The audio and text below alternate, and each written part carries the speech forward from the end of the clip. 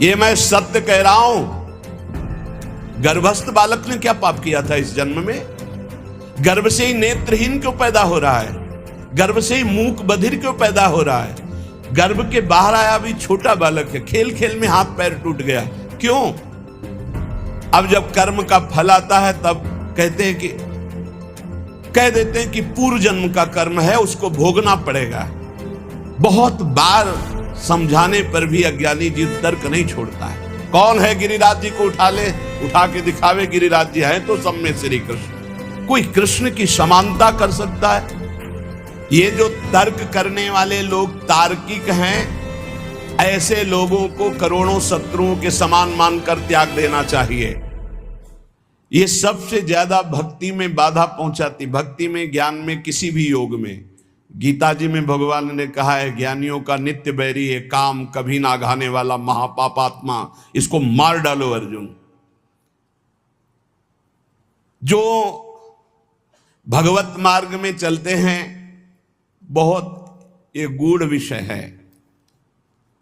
यहां सावधान किया है कि जो लोग रास के महामहिम स्वरूप को ना जान करके और बहुत सी स्त्रियों के साथ तुच्छ व्यवहार करते हैं, इनको घोर नरक की प्राप्ति होती है।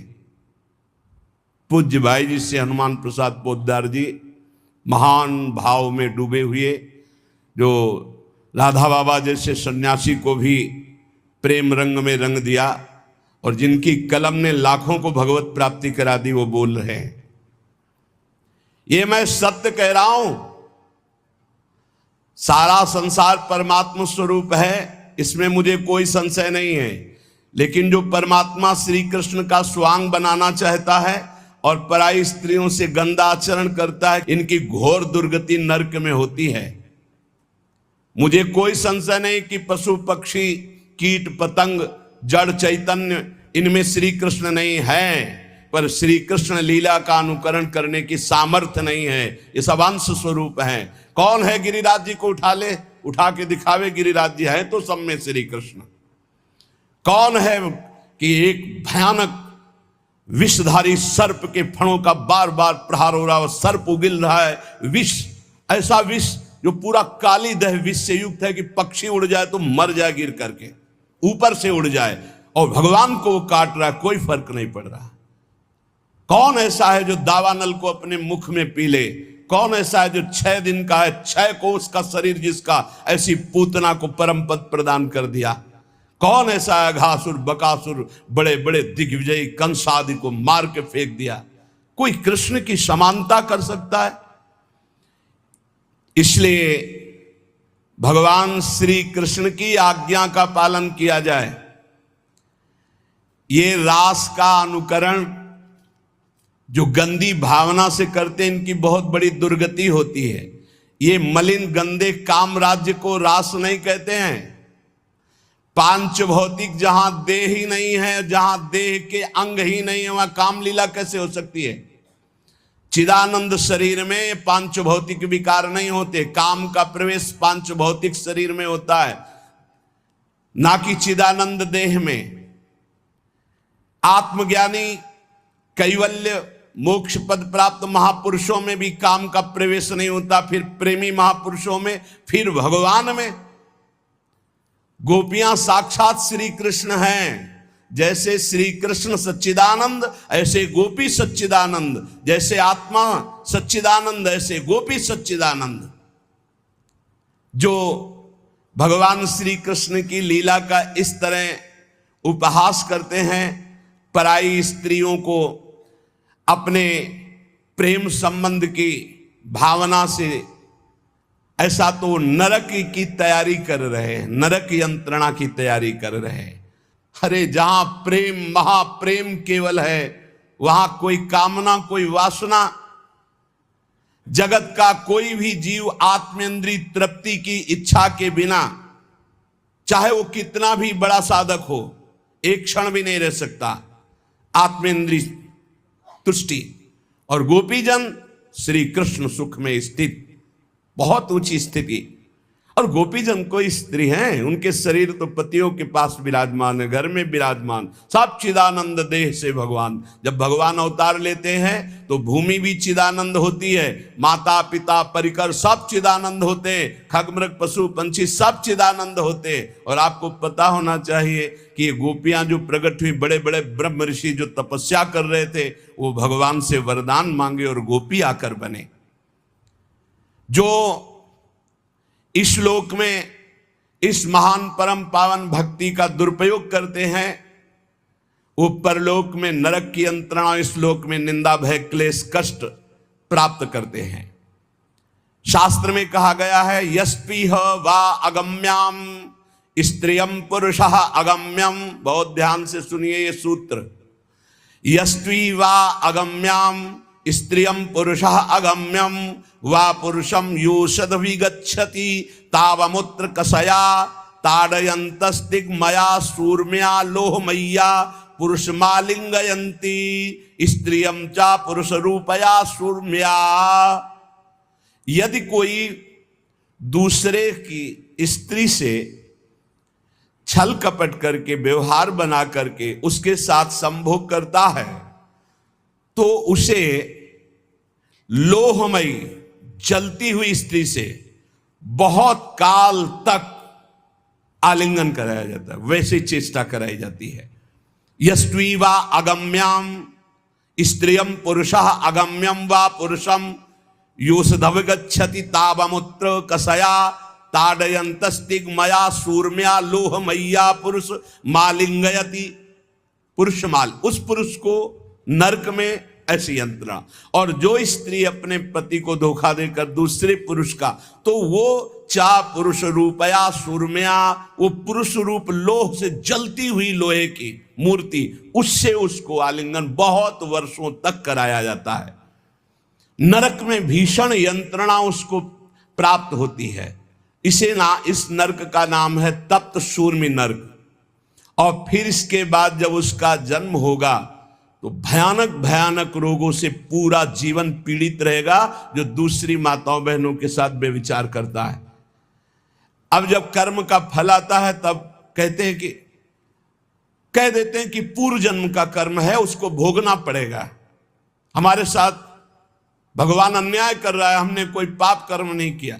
अगर कर्म का फल नहीं है तो गर्भ से ही बालक अपंग कैसे पैदा हो रहा है? गर्भस्थ बालक ने क्या पाप किया था इस जन्म में? गर्भ से ही नेत्रहीन क्यों पैदा हो रहा है? गर्भ से ही मूक बधिर क्यों पैदा हो रहा है? गर्भ के बाहर आया भी छोटा बालक है, खेल खेल में हाथ पैर टूट गया, क्यों? कौन सा अपराध उसने अभी किया है? ये पूर्व का है। नहीं, पूर्व का क्या प्रमाण है कि उसका जन्म हुआ है? नहीं, लाखों बार जन्म हुआ है। अगर प्रमाण ही देखना है तो देखो, भय, प्यार, प्राण पोषण, इसका पूर्वाभ्यास उसको है। पुचकारो छोटे से बालक को, वो किलकारी मारेगा। ये किसने सिखाया कि ये प्यार का लक्षण है? ऐसे करो, वो रोने लगेगा। ये किसने, ये भय का लक्षण है। और उसके मुख में दुग्ध लगा दो, पीने लगेगा, प्राण पोषण। ये कैसे जाना? किसने सिखाया है कि देखो ये तुम्हारे मुंह पे जब लगाया जाएगा इसको तुम्हें पीना है? उसको ज्ञान है क्या? लेकिन जो ही मुख में लगाते हो पीना शुरू कर दे, पूर्वाभ्यास है। बहुत बार समझाने पर भी अज्ञानी जीव तर्क नहीं छोड़ता है। अरे पापाचरण छोड़ दो, पापाचरण करने से कई जन्मों तक आपको दुख भोगना पड़ेगा। एक एक पाप का बहुत जन्म तक दुख भोगना पड़ेगा। और यह कर्म बहुत बलवान होता है, बहुत प्रबल होता है। बड़ी कृपा भगवान की है जो बड़े भारी कर्मों का हिसाब हमें छोटे में दे करके भुगता रहे हैं। इसलिए उपासक को चाहिए कि भगवान की लीलाओं का गायन करे, ये विश्वास रख करके कि निश्चित हम परम मंगल करने वाला भगवान का नाम गुण कीर्तन है। तुम्हारा मन लगे या ना लगे, भाव बने ना बने, अग्नि को देखो या ना देखो, अग्नि को समझो या ना समझो, अग्नि पे भाव करो ना करो, भूल से, चूक से, समझ से, जबरदस्ती से भी छुआ दी जाए तो तुम्हें जला देगी, क्योंकि उसमें दाहिका शक्ति है। ऐसे ही श्रद्धा से, अश्रद्धा से, भूल से, जानकारी से, भाव से, कुभाव से, कैसे भी नाम जप करो, लीला कथा सुनो, तुम्हारा परम उद्धार हो जाएगा, परम मंगल हो जाएगा। भगवान की लीला कथा गान करने से हृदय पवित्र होता है। उनकी लीलाओं का, कुछ लीलाएं जो सहज करुणामयी, उनका तो अनुकरण हो सकता है, सब लीलाओं की सामर्थ्य नहीं। जब बहुत जन्मों के पुण्य एकत्रित होते हैं तब भगवान के प्रेमी संत जनों का संग मिलता है, उसमें भगवत कथा सुनने को मिलती है, सिद्धांत सुनने को मिलते हैं। ये जो तर्क करने वाले लोग तार्किक हैं, ऐसे लोगों को करोड़ों शत्रुओं के समान मानकर त्याग देना चाहिए। ध्यान से सुनिए, जो लोग भगवान के नाम की निंदा करते हैं, धाम की निंदा करते हैं, भगवत लीला की निंदा करते हैं, शास्त्रों की निंदा करते हैं, भक्ति की अवहेलना, ऐसे लोगों का संग त्याग देना चाहिए। जो गृहस्थ में है, संसार में है, संयोग बनता है, भगवान कृपा करते हैं, सत्संग सुनने को मिलता है, लेकिन ऐसे लोग मिल जाए तो उनकी श्रद्धा बहुत कोमल होती है, वो नष्ट हो जाती है। भगवत लीला कथा ही एक ऐसा उपाय है जो हर जीव का परिवर्तन कर देती है। अगर आप सत्संग सुनोगे तो निश्चित आपका परिवर्तन हो जाएगा। जब सत्संग सुनने का समय आवे, अवसर मिले, तो अपने कान बिल्कुल एकाग्र करके लगा देने चाहिए, कोई शब्द नहीं छूटना चाहिए, हर शब्द सुने खूब आनंदित होकर।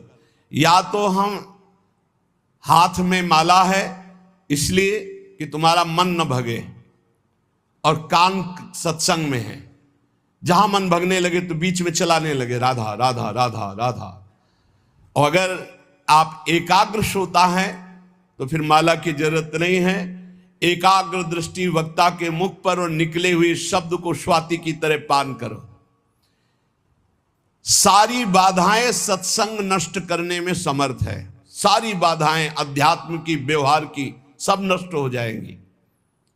सत्संग की धारा जहां अंतर पहुंचती है तो जन्म जन्मांतर के कूड़ा करकट ये सब बहा देती है। कितने ऐसे हजारों लोग हैं जो सत्संग के प्रभाव से अपने जीवन की गंदी बातों का त्याग कर और उत्तम मार्ग में चल पड़े।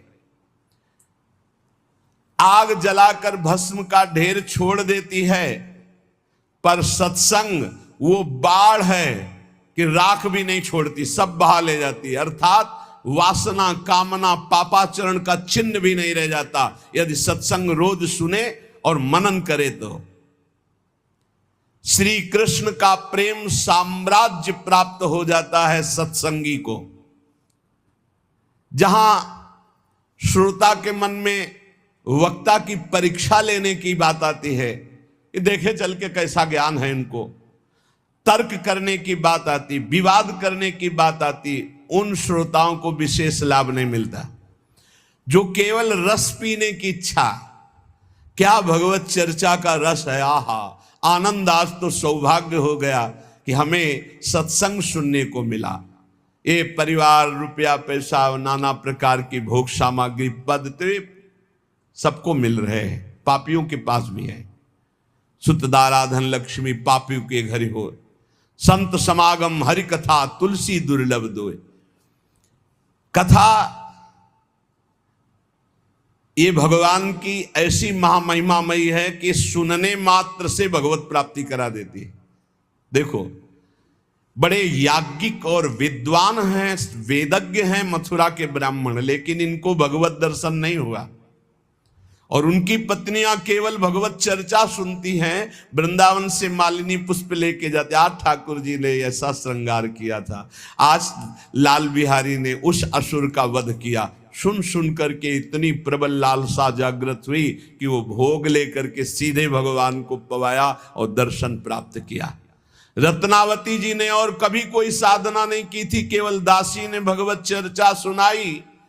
तो भगवत चर्चा सुनते सुनते ऐसी महान की भक्त भूप उनको कहा श्री नाभाजी ने। ये अंतरंग लीला में प्रवेश, जब बाहर सुनते सुनते तो अंतरंग लीला में सीधे प्रवेश सत्संग करा देता है। भगवान की लीला कथा ऐसी है कि अगर कानों में शब्द पहुंच जाए तो पाप और ताप दोनों का नाश कर देती है। पर जो श्री कृष्ण के भक्त हैं, प्रेमी है, उन्हीं के मुख से सुनने पर यह परिवर्तन होता है, अन्यथा नहीं। यहां पूज्य भाई जी महाराज कह रहे कि ऐसा लीला कथा का प्रभाव कि सीधे भगवत प्राप्ति। तो जो श्री कृष्ण के भक्त हैं, प्रेमी हैं, जो रुपया के भक्त नहीं, मान प्रतिष्ठा के भक्त नहीं, व्यवहार के भक्त नहीं, केवल परमार्थ के भक्त हैं, उनको ये वाणी में उनमें प्रवीणता होती है, यह सामर्थ्य होती है कि जीव के स्वभाव का परिवर्तन मर्दन करके उसमें भागवतिक स्वभाव प्रकाशित कर देना। जब कोई श्री कृष्ण भक्त, श्री कृष्ण प्रेमी भगवत चर्चा करता है तो अहोभाग्य, बड़ा सौभाग्य उसका जिसको सुनने को मिलता है। तब उसके पाप ताप सब भस्म हो जाते हैं, क्योंकि उनकी वाणी श्री कृष्ण से जुड़ी हुई है, उनका चित्त श्री कृष्ण से जुड़ा हुआ है। अतएव जो शब्द उच्चारण करते हैं उसमें श्री कृष्ण की सामर्थ्य होती है और जीव का परिवर्तन कर देती है। ज्ञान योग से भगवान को ब्रह्म समझकर भजने वाले संसार से मुक्त होना चाहते हैं। अष्टांग योग वाले समाधि में स्थित होकर परमात्मा की दिव्य सिद्धियां और ज्योति दर्शन पाना चाहते हैं। ऐश्वर्य ज्ञान युक्त भक्त लोग सामीप्य, सायुज्य आदि मोक्ष चाहते हैं। ये सब आत्महित चाहते हैं। लेकिन सत्संगी श्री कृष्ण प्रेम चाहता है। इसीलिए कहा, तात स्वर्ग अपवर्ग सुख धरी तुलाए कंग, तूल न ताय सकल मिल जो सुख लव सत्संग। सत्संग सीधे भगवत प्रेम, सत्संगी सीधे भगवत प्रेम चाहता है। श्री कृष्ण के साथ, प्रभु के साथ ममता हो जाना ये सबसे बड़ी बात है। और उस ममता का स्वरूप प्राण वल्लभ श्री कृष्ण, प्राण वल्लभ, प्राणों से भी अधिक प्रीतम हमारे प्यारे हैं। प्राण देना पड़े तो ऐसे पुष्प की तरह दे दे। अपने सारे सुखों को भूलकर अपने प्यारे के सुख में मगन होना, इसे प्रेम कहते हैं। ढूंढो अपने हृदय में कहां प्रेम है। या अपने सुख के लिए प्यारे से प्यार करना कि मुझे सुख मिलता है, लेकिन प्यारे के सुख के लिए अपने सारे सुखों को भूलकर, ये अनुराग है। अपने सुख दुख की परवाह नहीं, प्यारे की इच्छा में इच्छा मिलाकर उनकी आज्ञा पालन करना। ये दुष्ट स्वभाव वाले नहीं समझेंगे ये बात। उनको अपनी वासनाओं की पूर्ति चाहिए, अपनी इच्छा की पूर्ति चाहिए, नहीं समझेंगे। सत्संग का रंग जब चढ़ेगा तो अपने सुख दुख की परवाह भूलकर अपने प्यारे की आज्ञा में चलना, प्यारे की इच्छा पूर्ति करने की भावना रखना, भगवान की कृपा से हो जाएगा। ये ऐसा भाव हो जाएगा। है दुर्लभ, बड़ा कठिन भाव है, सुसुख वांछा का त्याग करके तत्सुख। पर कृपा शक्ति में इतना महान बल है कि जितनी भगवान की शक्तियां वो सब कृपा शक्ति का अनुसरण करती है। भाई जी महाराज कहे, इसलिए तुम हर समय कृपा मनाओ कि मेरे ऊपर लाडली जी की बहुत कृपा है। जो कृपा शक्ति का आश्रय ले लेता तो कृपा शक्ति का अनुसरण भगवान की अनंत शक्तियां करती है। यहां तक कि कृपा शक्ति इतनी बलवान है कि भगवान को भी अधीन करवा देती है। कृपा से ही इतनी कृपा है कि भगवान को भी अधीन करा देती है। भगवान बंधन स्वीकार कर लेते हैं भक्त का कृपा से। इसलिए भगवान की जितनी कृपा मनाते रहोगे उतना ही आपको अनुभव होता रहेगा कि आपकी अध्यात्म उन्नति हो रही। बहुत बड़ा ये शब्द है कृपा। इसका परिचय साधना में, जब अहम ग्रह साधना थी तब परिचय नहीं था। कृपा बहुत बड़ा, कृपा से सब कुछ हो जाता है, सब कुछ कृपा से हो जाता है। बस हर समय अनुभव करते रहो। श्रीमद् भागवत में लिखा है कि श्लोक में अर्थ है उसका ये है कि जो हर समय भगवान की कृपा मनाता रहता है, जो दुख सुख आता है उसे भोग लेता है और भगवान की स्मरण में तन्मय रहता, कृपा मनाता, बड़ी कृपा। दुख आया तो बड़ी कृपा, सुख आया तो बड़ी कृपा, विपत्ति आई तो बड़ी कृपा, संपत्ति आई तो बड़ी कृपा। तो वो भगवान को ऐसे प्राप्त हो जाता है जैसे पिता की प्रॉपर्टी पर पुत्र का स्वयं अधिकार हो जाता है, ऐसे भगवत प्राप्त हो जाता है। अखिल रसामृत मूर्ति प्रभु की प्राप्ति का सहज और सर्वश्रेष्ठ उपाय है चित्त वृत्ति का निरंतर अविच्छिन्न रूप से प्रभु में लगे रहना है। ये हजारों बार चर्चा हुई, इसको पकड़ो। चित्त वृत्ति का निरंतर प्रभु में लगे रहना, चाहे तुम सकाम से हो चाहे निष्काम से, चिंता मत करो। सकाम से भी हो, प्रभु का चिंतन बनने लगे। श्री चरणदास जी महाराज, जिन्हें हरि भक्ति प्यारी हो, माता पिता सहज छुटी जावे, छुटे सुत अरु नारी हो। देखो यहां छूटने का मतलब राग से है। राग छोड़ने से मतलब परिवार में रहते हुए सब में भगवत भाव हो जाए तो हरि भक्ति, और परिवार छोड़कर चाहे जहां भाग के जाओ नया परिवार बन जाता है। अगर राग है तो शिष्य राग से भी दुर्गति हो जाएगी, शिष्य राग से भी दुर्गति हो जाएगी। एक सिद्ध संत जा रहे थे, उनके साथ कई शिष्य थे, तो एक केचुआ समझते हैं ना, जो मिट्टी खाता है, बहुत कोमल शरीर वाला होता है, और लाल चींटी उसमें लाखों चिपटी हुई थी। तो शिष्य खड़े हो गए और गुरुजी से कहा, गुरुजी कितना भयानक कष्ट इस जीव को, क्योंकि ये चींटी जब काटती है तो मनुष्य शरीर में भी बहुत पीड़ा होती है और एक दाग बन जाता है लाल लाल, और देखो कितना कोमल शरीर कछुआ का, लाखों चींटी है।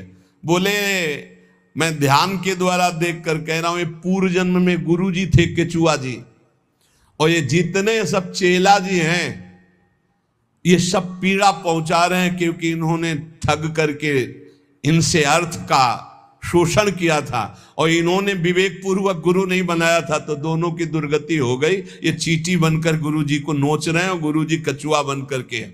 बहुत होश में यदि भगवत मार्ग विमुख विषय चिंतन, विषय क्रिया, विषय विचार से युक्त हो तो भगवान की प्राप्ति नहीं दुर्गति प्राप्ति है। और यहां कह रहे हैं कि यदि भगवान के चरणारविंद की भक्ति में तुम्हारा चित्त है तो कहीं राग नहीं रह जाएगा। राग बहुत खतरनाक है, ये विष है राग। राग बहुत बड़ा विष है, क्योंकि जहां प्रतिकूलता हुई तहां द्वेष हो गया। राग और द्वेष यही जन्म मरण का बंधन है। राग द्वेष दोनों खोइए तब खोजिए पद निर्वाण। जब भक्ति का रंग लगता है तो लोक भोग फीके लगे, समस्तुति गारी हो, हानि लाभ नहीं चाहिए, सब आशाहारी हो। कोई भी आशा जब तक हृदय में है तब तक भक्ति का रंग नहीं आया। केवल एक आशा प्रभु की, प्रभु से नहीं, प्रभु की आशा। प्रभु से आशा भोगों की नहीं, प्रभु से आशा कल्याण की भी नहीं, केवल प्रभु की आशा। तब प्रेम लक्षणा भक्ति। ना हानि की परवाह है, ना लाभ का सुख है, ना किसी लोक के भोग की आशा है। जगसु मुख मोरे रहे, करे मुरारी ध्यान हो, जित मनुआ लागो रहे, भय घट उजियारी हो। गुरु सुखदेव बताइया, प्रेमी गति भारी हो, चरण दास चारों वेद सु, और कछु न्यारी हो। मन मारे तन बस करे, साधे सकल शरीर, फिकर फारी कफनी करे, ताको नाम फकीर। वही भक्त है, कोई फिक्र नहीं, कोई चिंता नहीं। श्री गुरुदेव के बताए हुए मार्ग पर चलकर निरंतर भगवत आराधना में तन्मय है। मनुष्य जीवन का परम लाभ उत्तम प्रेम लक्षणा भक्ति।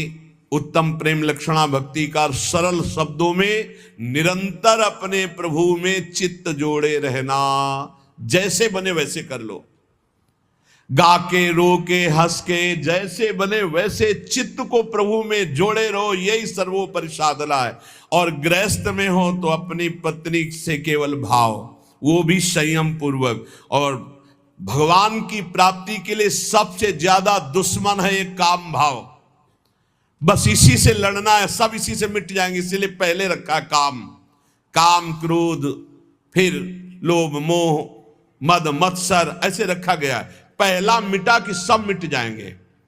पहले काम को मिटाना है।